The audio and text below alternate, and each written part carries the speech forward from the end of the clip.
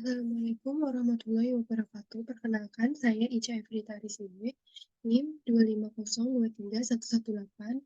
Hari ini saya akan mempresentasikan mengenai pengendalian banjir di Kota Bandung untuk memenuhi ujian akhir semester PPSDA 2023. Kota Bandung adalah kota metropolitan terbesar di Provinsi Jawa Barat dan terbesar ketiga di Indonesia. Pesatnya perkembangan wilayah di Kota Bandung mengakibatkan tumbuhnya kegiatan industri berbasis UMKM, tumbuhnya pertumbuhan penduduk, dan juga kegiatan manusia lainnya yang mengakibatkan perubahan tata guna lahan dan pembangunan yang semakin besar.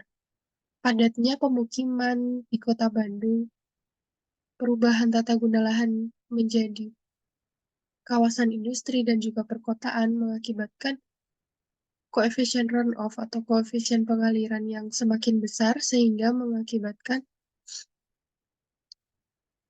besarnya air permukaan karena tidak bisa terserap ke dalam tanah.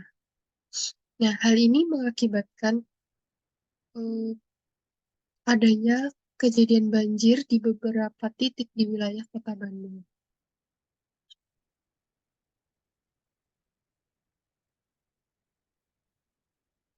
Berikut adalah salah satu contoh dari permasalahan banjir yang ada di Kota Bandung. Pada tanggal 9 November 2016, terjadi banjir di Pagarsih. Dalam peristiwa ini, dua mobil hanyut terbawa arus karena luapan Sungai Citepus. Kemudian, pada tanggal 5 Oktober 2022, banjir di Sungai Citepus mengakibatkan beton kirmir TPU Sirnaraga di tepi Sungai Citepus, Bandung ambrol. Sedikitnya 25 makam nyaris hanyut dan puluhan makam lainnya terancam longsor. Selanjutnya, yang terbaru ada di tanggal 5 Desember 2023 di wilayah Pagarsih, banjir sempat mengenangi kawasan Pagarsih, Kecamatan Astana Anyar, Kota Bandung pada hari Selasa. Banjir menyisakan lumpur dan sampah yang berasal dari luapan air sungai.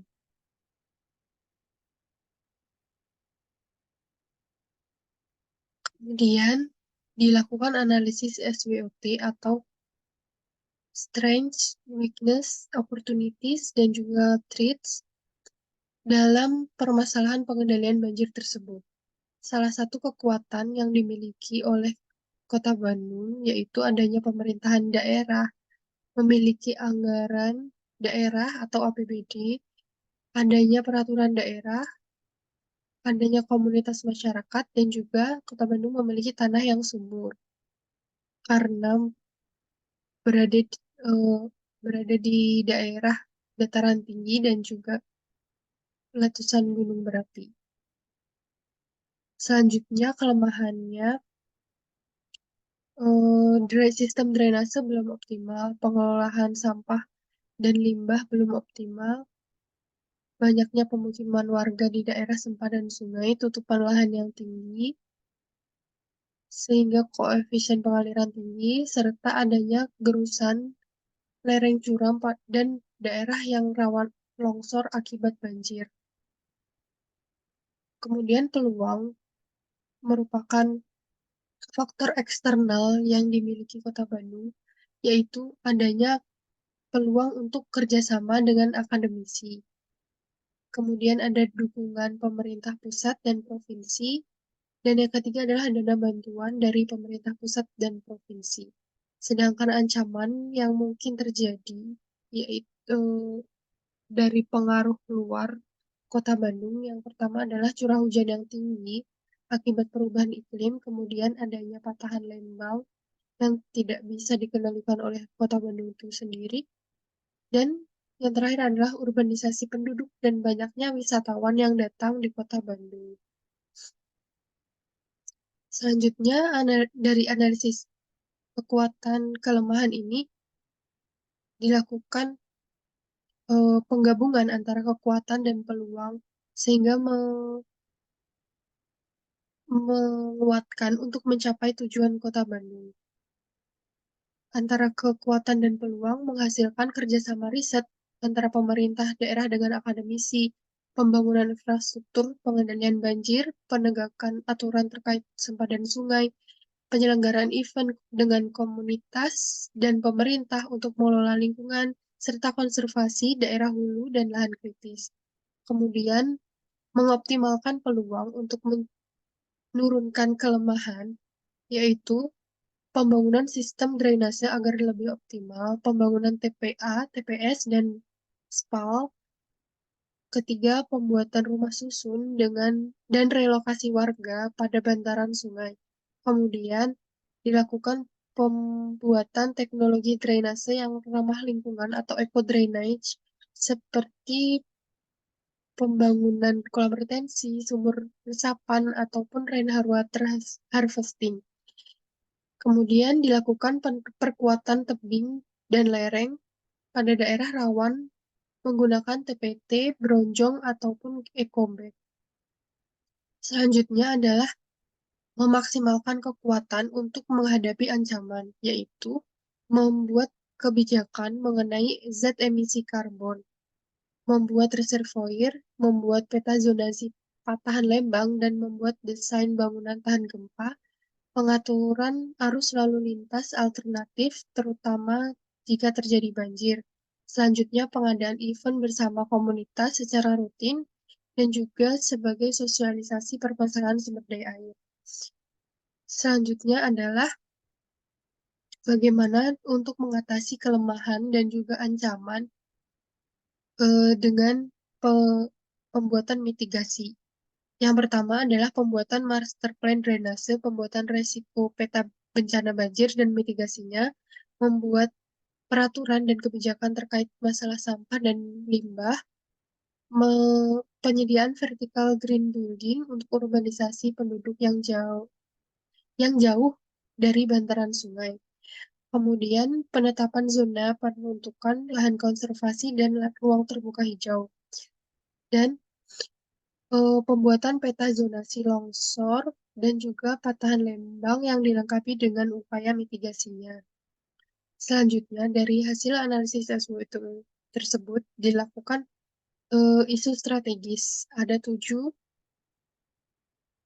isu strategis yang diidentifikasi. Yang pertama adalah permasalahan drainase, yang kedua adalah permasalahan TPA, TPS, dan juga SPAL untuk mengurangi pencemaran sungai sehingga mengurangi juga permasalahan banjir. Dan yang ketiga adalah eh, konservasi lahan dan juga ruang terbuka hijau.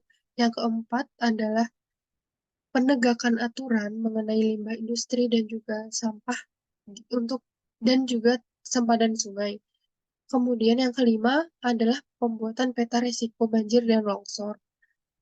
Keenam adalah pembangunan vertical green building dan juga sosialisasi kepada warga di sempadan sungai. Dan yang ketujuh adalah kerjasama. Nah, selanjutnya dilakukan analisis strategi kebijakan, program, dan target. Yang pertama adalah untuk konservasi sumber daya air. Hal ini eh, untuk tujuan akhir yaitu pengendalian banjir. Konservasi sumber daya air ini sangat penting dilakukan karena bisa eh, menurunkan laju runoff atau aliran permukaan dan juga meningkatkan daerah resapan. Hal ini merupakan upaya preventif terhadap banjir. Dan selanjutnya adalah pendayagunaan sumber daya air. Hal ini berkaitan dengan pengelolaan sampah dan juga limbah. Karena sampah dan limbah ini sangat membebani daerah aliran sungai dan juga saluran drainase yang ada sehingga menyebabkan banjir. Jika sampah dan juga limbah dapat tertangani dengan baik, maka pengendalian banjir pun dapat dilakukan.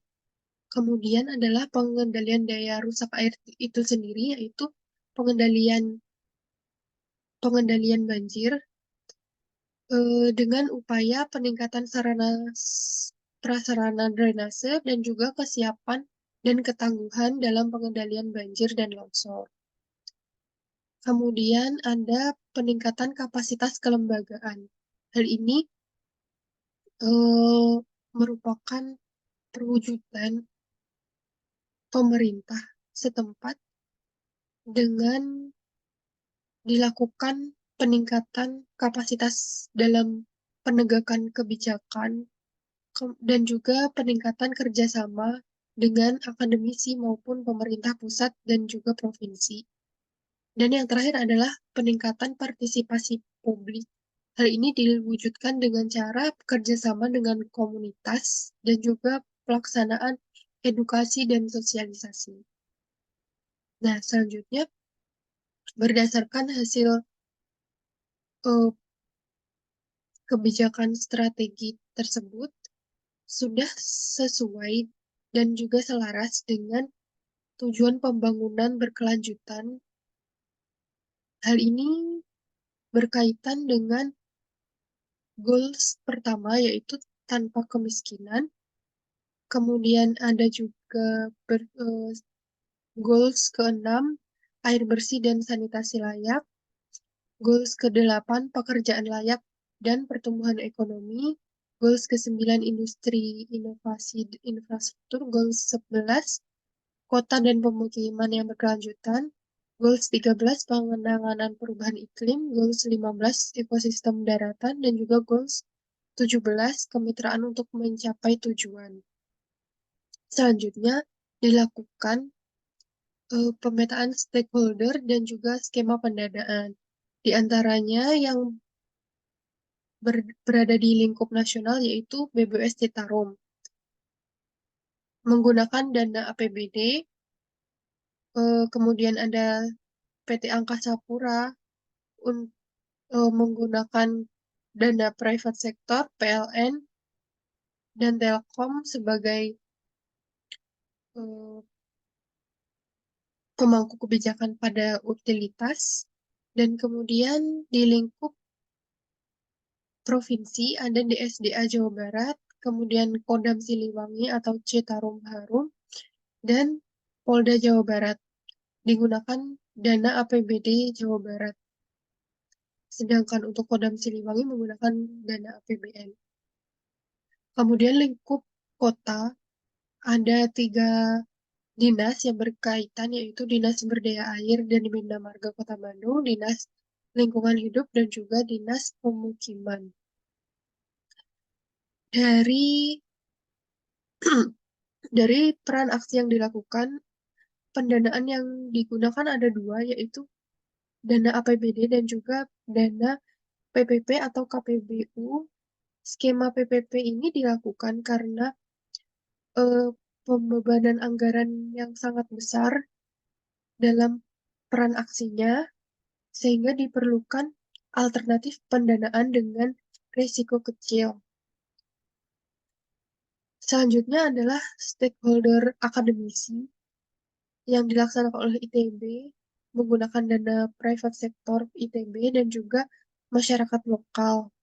Hal ini bisa diwakili oleh komunitas ataupun eh, Karang Taruna dan lain-lain menggunakan dana komunitas atau community. Ya, terima kasih atas perhatiannya.